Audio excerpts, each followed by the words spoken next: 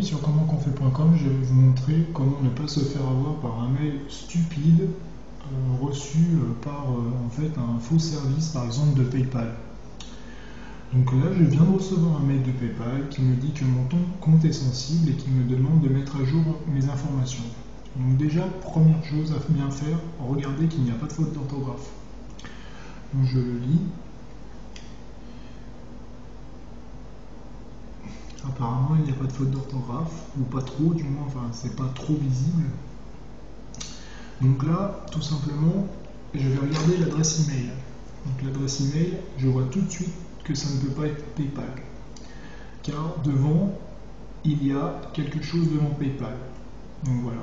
Et en plus, regardez, je passe en rollover, et là, je vois qu'en fait, finalement, c'est un alias de mail, et que derrière, la vraie adresse mail, c'est kiaxz@gmail.com. Donc en fait, c'est vraiment une adresse mail bidon et c'est juste un masque.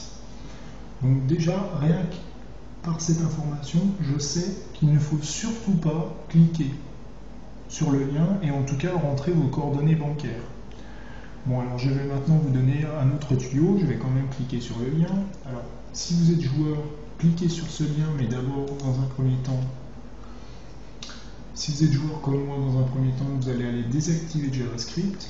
Alors, si vous avez, je ne sais pas si vous avez la barre Web Developer, par exemple, mais si vous avez une barre de Web Developer, vous faites désactiver tout le JavaScript. Comme ça, vous êtes tranquille. Maintenant, vous allez pouvoir cliquer en toute sûreté sur le lien. Et là, qu'est-ce qui se passe? Regardez. Le lien est un lien en .tk. Et un lien en .tk, c'est quoi? C'est en fait, c'est une île, c'est des îles, donc en gros, vous êtes tout à fait sur un site qui fait du phishing.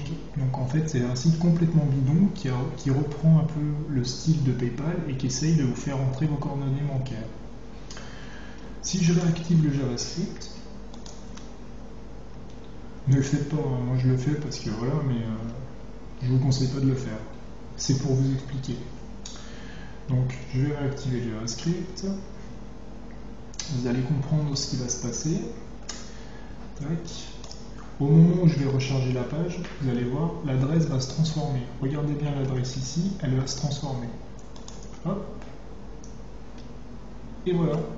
Et là maintenant, j'ai une très grande adresse avec un favicon qui ressemble au logo de PayPal. Bon, on voit bien que l'adresse n'est pas la bonne, mais pour les gens qui ne font pas trop attention, ils pensent qu'ils se retrouvent tout simplement sur l'adresse de PayPal. Et là, si vous rentrez votre adresse email et votre mot de passe PayPal, à mon avis, vous aurez quelques soucis. Donc voilà, ne vous faites pas avoir, ne faites pas les idiots, et à bientôt pour une nouvelle vidéo sur commentconfait.com.